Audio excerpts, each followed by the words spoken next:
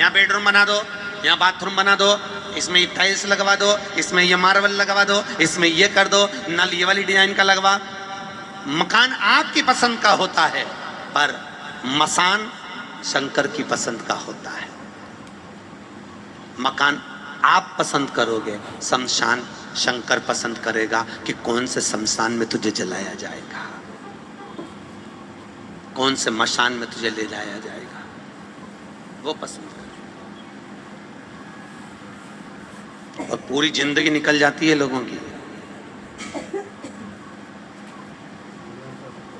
एक दूसरे को नीचा दिखाने के चक्कर में हर बार कहता है मेरा समय आन दे तब बताऊंगा इसको तुम्हें।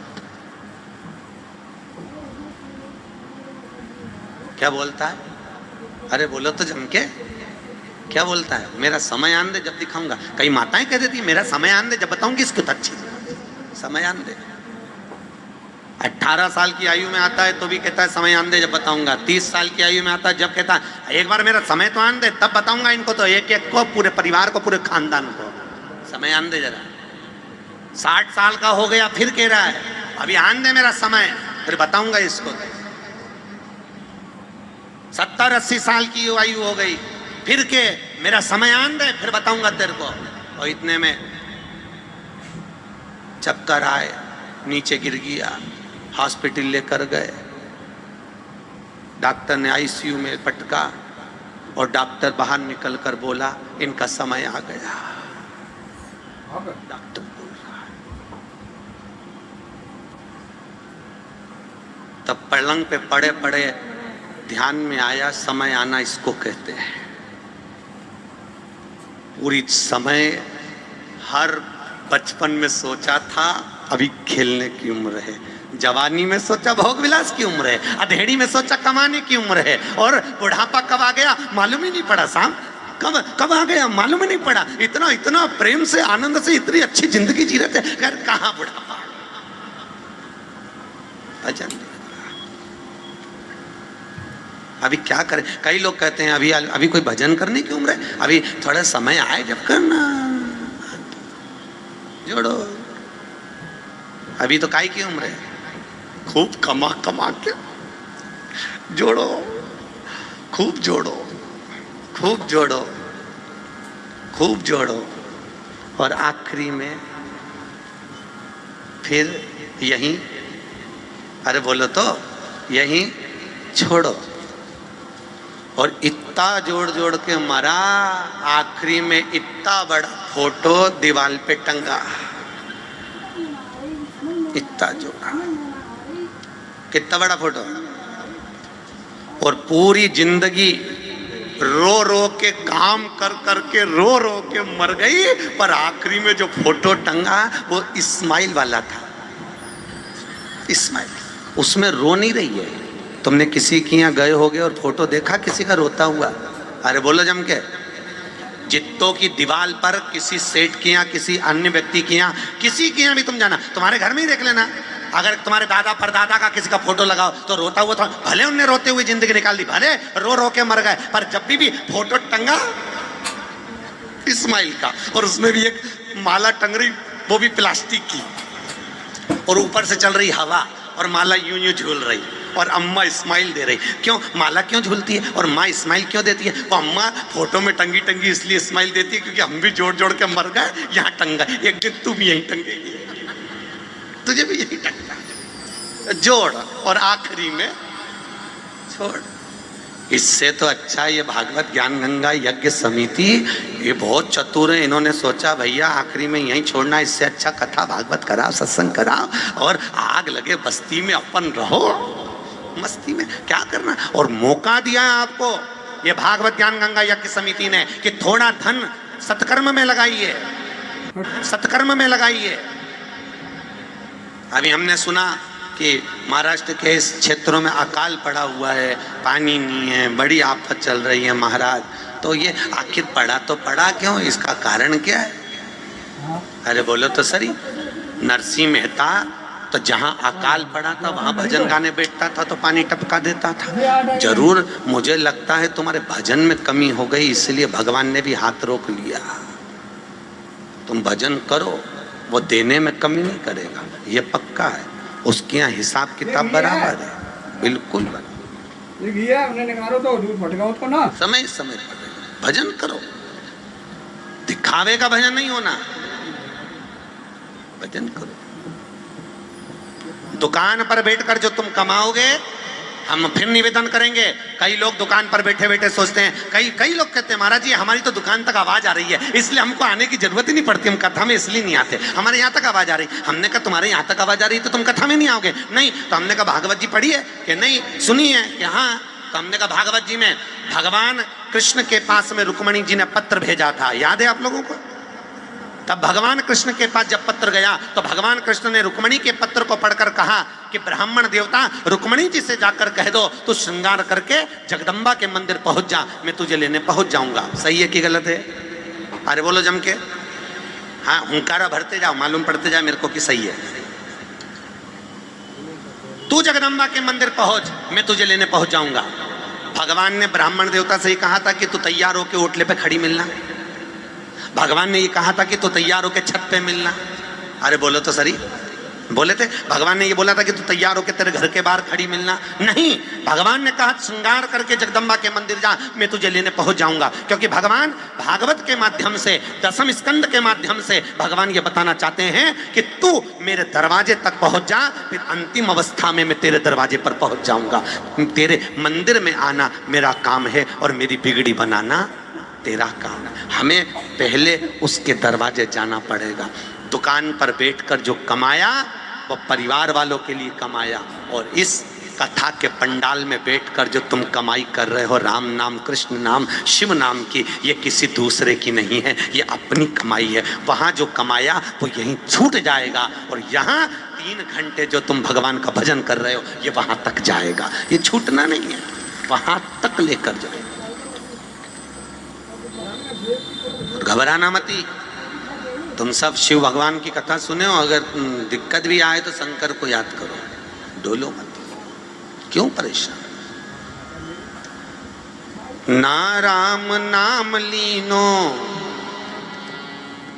तूने भरी जवानी में, ना राम नाम लीनो तूने भरी जवानी में, तू डूब के मर जा रे चुल्लू भर। आगे तुम बोलो, एक बार फिर से बोलो। ना राम नाम लीनो तूने भरी, पूरी जवानी ऐसी निकाल दी, दिन बाद पूरी जवानी।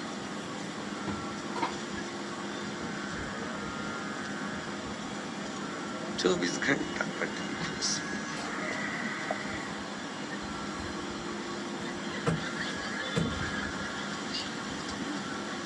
पूरी जवानी भोग और विलास में निकाल दी, पूरी जवानी। ना राम नाम लीनो तूने भरी जवानी में, तू डूब के मर जा रे। अरे बोलो तो, यहाँ आवाज तो आए। तो डूब के मर जा रे। कहा पूरी अवस्था। और जब शरीर साथ देता था तब कथा में नहीं गई, तब नहीं गई कथा। घर से फुर्सत नहीं मिली, टाइम नहीं महाराज, टाइम नहीं। भगवान भी सोचे तेरे पास अभी टाइम नहीं, घर छूट नहीं दिया तो अगला जन्म तेरा छिपकली का पक्का, एकदम पक्का। क्योंकि जिससे घर नहीं छूटे तो छिपकली से भी घर नहीं छूटे। भगवान ने कहा तेरे से घर नहीं छूटे तो उसी घर में छिपकली बन के भेजूंगा, क्योंकि तेरी आदत तेरे से छूट ही नहीं रहा टाइम पे, तो घर से निकल ही नहीं रही, तेरे से घर नहीं छूटे। तो भगवान ने कहा इससे घर नहीं छूट रहा। भगवान ने यमराज से कह दिया बना छिपकली, पटक दे, उसी मकान में भेज दे। जिस हॉल में रहती थी, जिस कमरे में रहती थी, वहीं चिपकी, और पूरी आंख खोल खोल के देख रही सबको, चिपकी चिपकाई दीवार पे चिपकी, और वहीं से देख रही सबको, सबको देख रही, बोल नहीं रही कुछ भी, बस देख रही है। अच्छा 3-4 बार भगा दी भी, फिर आ गई वापस चिपक गई, फिर छोरा छोरी ने झाड़ू से बहाया है, इसके बाद फिर आके चिपक गई, फिर देख रही। इतने में छोरा छोरी दौड़ के आया, मम्मी मम्मी वो तो ऐसे घूर घूर के देख रही, क्योंकि उसको मालूम नहीं है ये घर की डोकरी घर नहीं छूटा, इसलिए। कौन समझा? भजिया भजिया ने कौन कौन बनना चाहता है? छिपकली बता दो, छोड़ दे। आज बिल्कुल पक्का कर ले अपन। आजा। अब तुम तो घर छोड़कर आई हो, भजिया परिवार छोड़कर 3 घंटे कथा में आई हो, तुम्हारी चिंता नहीं है। जी जियो मेरे को, जो नहीं आई दिक्कत उसकी है। वो कहते ना तेरा क्या होगा रे कालिया, तकलीफ उसकी है, दिक्कत तुम्हारी पड़ी। टेंशन लेने की जरूरत है, तुम मस्त। अब तो तुम 7 दिन की कथा सुनने के बाद तुम्हारी मर्जी पड़े घर छोड़ो मत छोड़ो, तुम तो भगवान का बस घर में भी रहना ना तो जपते रहना, ओम नमः शिवाय, ओम नमः शिवाय, हरे हरे भोले। बस घर में जहां रहो बस जपते रहो, काम करते रहो और नाम जपते रहो। तुमसे ये नहीं कहा कि माला पकड़ के बैठो, माला भी नहीं पकड़ना अपन, वहां चलते फिरते जपो, क्योंकि अंतिम समय में माला पकड़ने की टाइम नहीं रहेगा। रहेगा क्या? तुम्हारे प्राण छूट रहे हो और प्राण छूटते समय तुम बहू से थोड़ी ना कहोगे कि मेरी माला ला दे, उसके बाद ही मरूंगी, और मालूम पड़े बहू माला लेने गई उतनी देर में निपट गई तो माला के चक्कर में नहीं। हाँ जपो, और जब तक हाथ पैर साथ दे तो खूब जपो। माला माला जपने में तो, माला जपना कोई साधारण बात है क्या? दुकान पे काय के लिए लोग बैठते हैं? क्या करने के लिए बैठते हैं दुकान पे? हैं कमाई करने के लिए। अरे बोलो तो सही, माल कमाने के लिए बैठते कि नहीं बैठते? तो हमारे यहाँ सीधी सीधी बात बोली गई है, माला माल बनना है किसी को। कौन कौन बनना चाहता है? हाथ उठाओ जल्दी से, माला माल जो बनना चाहता है। बस 1-2 ही लोग हैं माला माल बनना चाहते, बाकी सब भिखारी बनना चाहते हैं। अरे बोलो तो सही, माला माल बनना चाहते हो ना? तो माला माल बनने के लिए सबसे पहला शब्द क्या लिखा? माला माल बनने में सबसे पहला शब्द कौन सा है? माला, फिर आया माल। पहला शब्द क्या है? माला माल। तो पहला शब्द क्या है? माला फिर माल। तो सीधी सीधी शिव पुराण कह रही है कि माला को पकड़ोगे तो माल अपने आप आएगा, अपने आप। पर दुनिया के लोगों ने माल के चक्कर में माला छोड़ दी, तो ना तो वो माला के रहे ना माल के रहे। अब आपको अगर माला माल बनना है तो माला पकड़ने की जरूरत नहीं, केवल माला के रूप में भगवान का भजन करो, भगवान का नाम जाप करो और भगवान को जपते रहो। तुम्हारी मर्जी पड़े राम जपो, तुम्हारी मर्जी पड़े कृष्ण जपो, तुम्हारी मर्जी पड़े ऋषभ जपो, तुम्हारी मर्जी पड़े शिव जपो, तुम्हारी मर्जी पड़े पांडुरंगा जपो, तुम्हारी मर्जी पड़े कृष्ण जपो। तुम्हारे मन जिसमें रम जाए, तुम्हारा चित्त जिसमें रमे, तुम्हारा मन जिसकी ओर आसक्त हो जाए, तुम उसको भजो। क्योंकि संत तुलसीदास बाबा ने लिख दिया, कलयुग केवल, क्या बोले हैं? कलयुग केवल राम नहीं, क्या बोले? नाम। राम नहीं लिखा, क्योंकि तुलसीदास जी को मालूम था कि कलयुग में बहुत सारे पंथ हो जाएंगे, कोई कुछ बोलेगा कोई कुछ बोलेगा, इसलिए उन्होंने राम नहीं लिखा। कलयुग केवल नाम आधारा, सुमर सुमर नर उतरहि पारा। कलयुग केवल नाम आधारा, बोलो बोलो, उतरहि पारा। कलयुग केवल नाम आधारा, सुमर सुमर नर उतरहि पारा। कलयुग केवल नाम आधारा, सुमर सुमर नर उतरहि। दोनों हाथों से जो हो। मंगल भवन मंगल हारी, द्रवहु सुदशरथ अजर बिहारी। मंगल भवन मंगल हारी, द्रवहु सुदशरथ अजर बिहारी।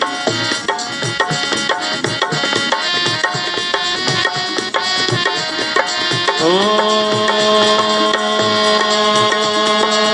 हरि अनंत हरि, हरि अनंत हरि कथा अनंता।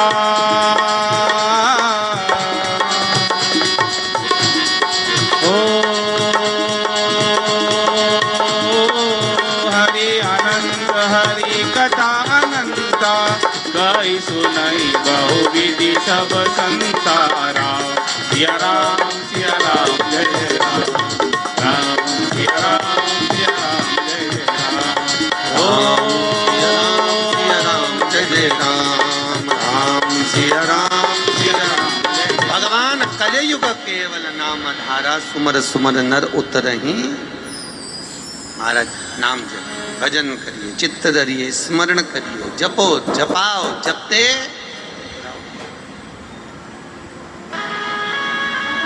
शिव उपासना भगवान शंकर की कथा तेरे आनंद के विषय देती है, भक्ति का रस तत्व ग्रहण करने की एक प्रेरणा देती है। शिव महापुराण में वर्णन आता है, महाराज भगवान शिव को एक बार क्रोध आ गया।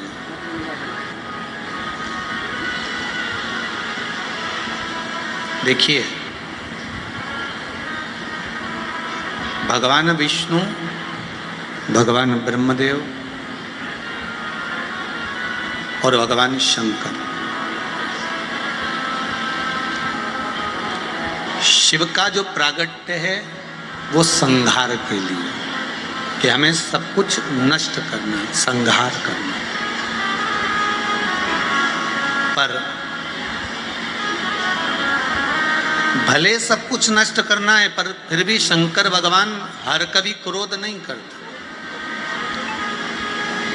मेरा शिव, अगर ये जरूरी नहीं है कि आपको अगर कोई पद मिला है, आपको अगर कोई चीज मिली है तो आप उसका दुरुपयोग करो। शंकर भगवान रुद्र हैं, पर यह जरूरी नहीं है कि वो बार बार क्रोध करें, बार बार क्रोधित हों। ये शिव जी नहीं जानते।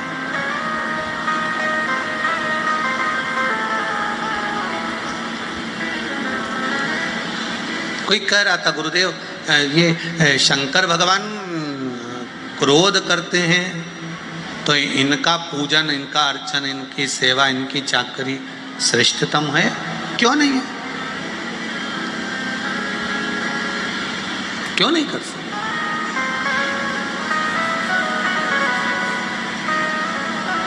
शिव क्रोध करते हैं, मना नहीं है, पर कब करना है, किस जगह पर करना है, किस स्थान पर करना है, ये शंकर अच्छी तरह से जानते हैं। मेरा भोलेनाथ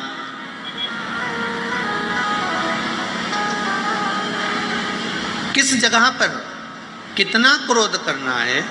देखो, एक माता पिता अगर बच्चे पर बार बार क्रोध करेंगे तो बच्चा आपका कहना मानेगा क्या? जरा जम के बोलिए, मानेगा क्या? एक बहू को बार बार टॉर्चर करोगे, बार बार बोलोगे तो बहू आपकी कहना मानेगी क्या? नहीं। बेटा आपका कहना मानेगा क्या? नहीं। आप बार बार क्रोध करोगे तो नहीं मानेगा। हाँ, उस क्रोध को बचा कर रखो, जब जरूरत हो उस समय पर आप बोलोगे तो उसको स्वीकार करेगा।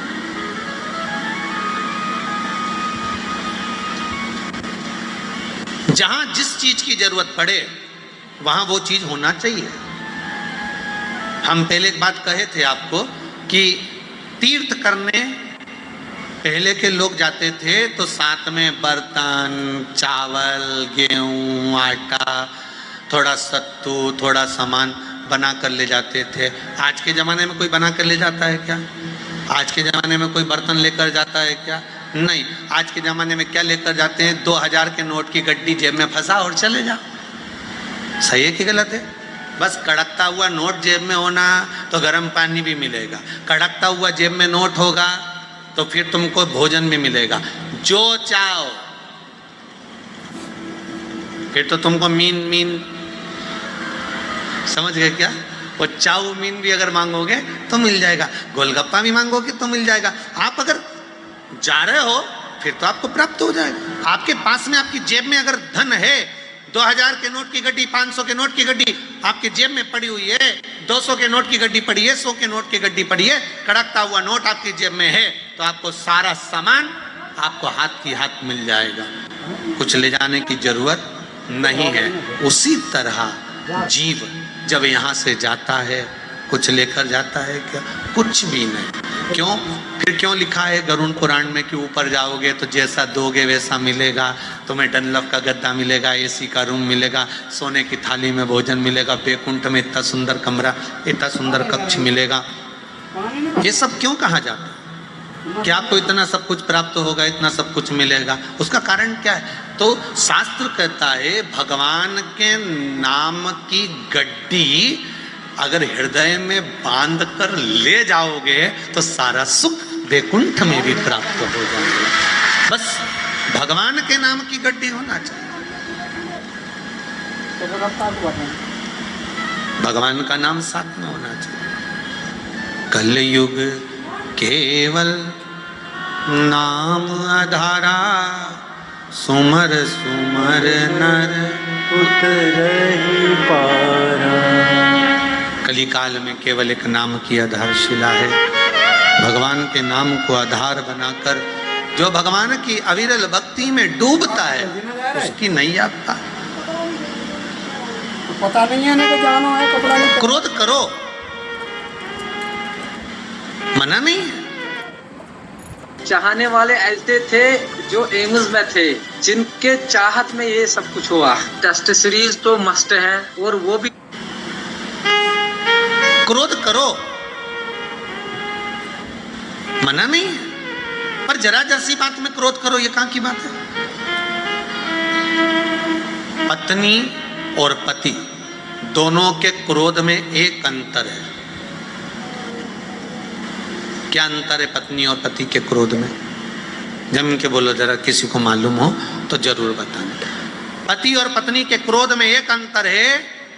पति क्रोध में होता है तो लड़ झगड़ के बाहर जाता है, घर से बाहर चले जाता है, और पत्नी क्रोध में होती है तो लड़ झगड़ के कमरे के अंदर चली जाती है।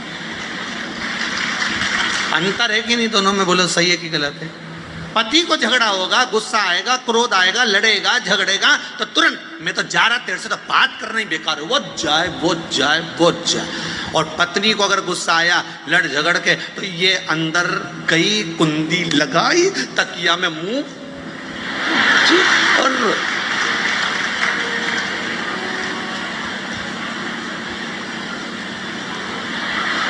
सही है कि गलत है? अरे बोलो तो सही। कभी तुमने किसी की लड़ाई में देखा कि पति अंदर घर में गया और पत्नी बाहर? वो नहीं जाए। वो पत्नी इतनी विचित्र हो, और महाराज धर्म पत्नी है, वो फर्ज अदा करती है। कितना भी झगड़ा हो जाए, कितनी भी लड़ाई हो जाए, वो के मैं तो नहीं जाऊंगी, जब घर से कमरा के अंदर चली जाए न, तकिया में मुंडा रख के फिर बिनकती फिरे, रोती फिरे, कोसे किसको? जिसने बीच में रहकर शादी कराई थी। बाकी क्या किसी को थोड़ी ना कोसे, बताओ वो उसको ही कोसे। तो तुम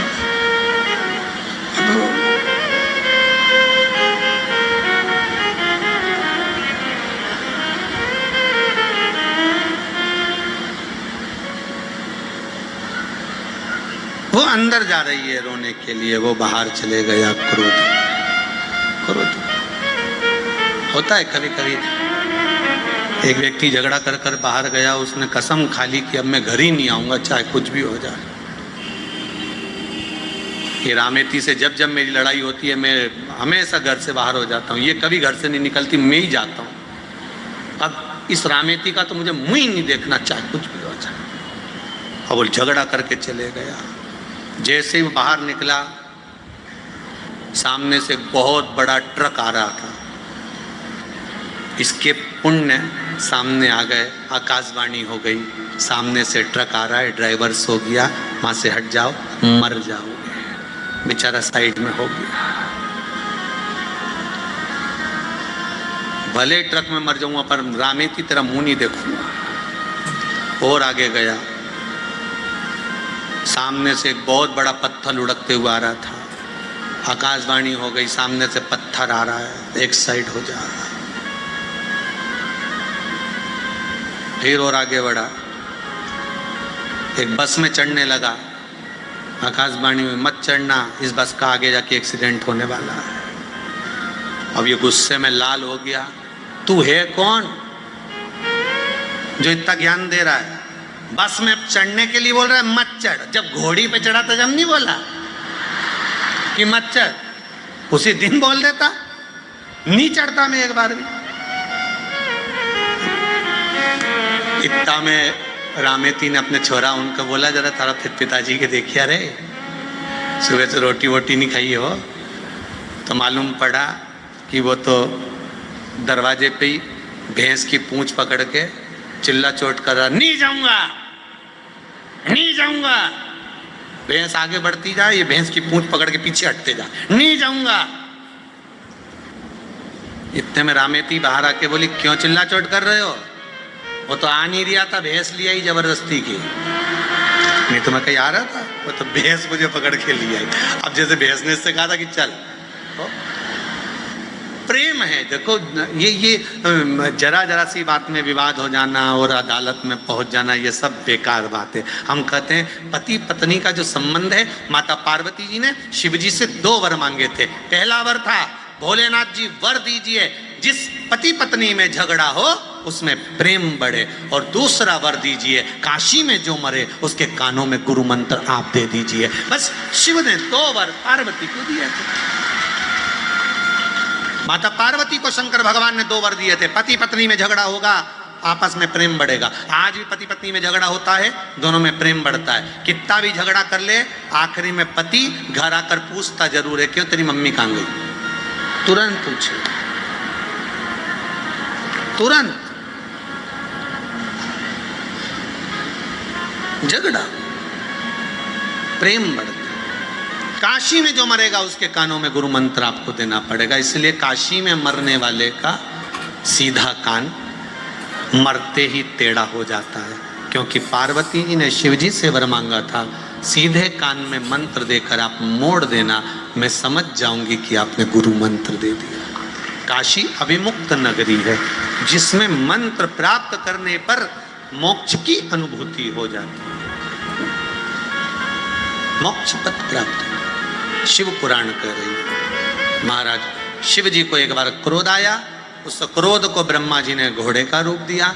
घोड़ा समुद्र में जाकर फेंका, जलंधर की उत्पत्ति हो गई। जलंधर का विवाह वृंदा के साथ में हो गया। वृंदा पतिव्रता धर्म का पालन करने वाली थी, पति को परमेश्वर मानने वाली थी, पति के चरणों का नित्य स्मरण करने वाली थी। वृंदा भगवान की भक्ति में वृंदा ऐसी डूबी।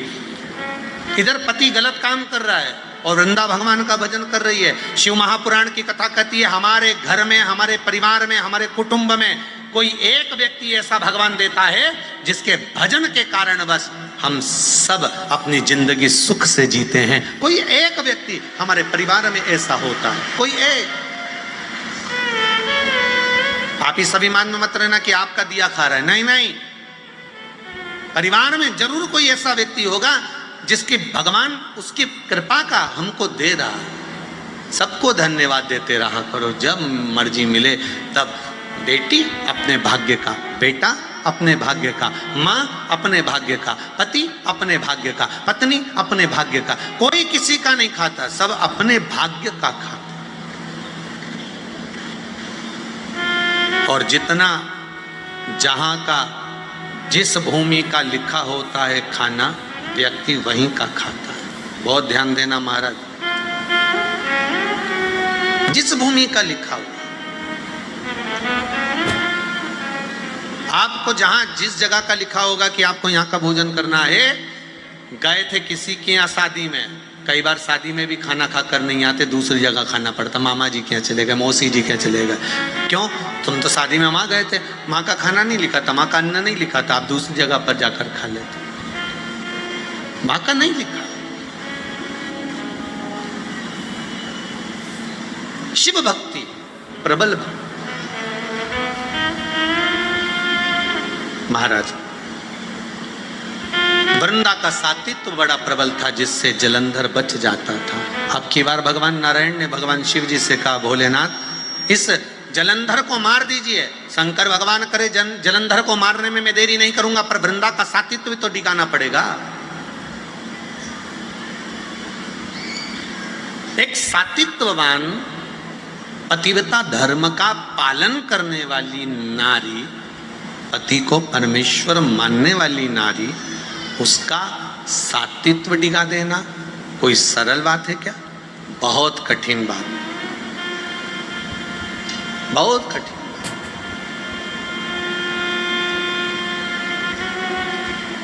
पर सात्वित्व भी ओरिजिनल होना चाहिए, दिखावे का नहीं।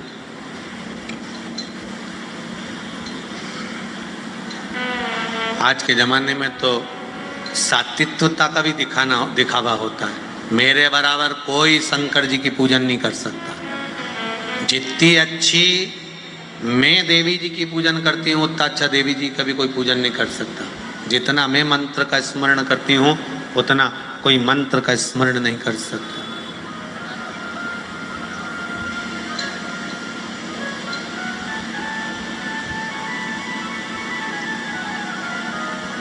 कितना अंदाजा लगाते हैं लोग बात, तो कई बात तो शादी में अंदाजा लगा देते हैं। मेहंदी अच्छी रची मतलब ई के चाहने वाला बड़ा अच्छा।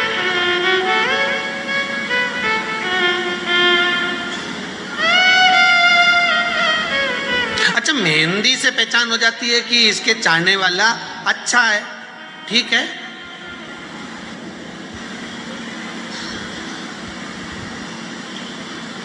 भगवान चाहे वो कौन सी मेहंदी रचा है कि मालूम पड़ जाए कि इसको भगवान बहुत चाहता है, वो मेहंदी कौन सी है। भागवत जी में लोग गाते हैं,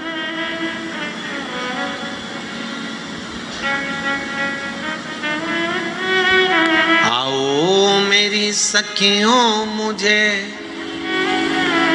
मेहंदी लगा दो और मुझे भोले बाबा दुल्हन बना दो।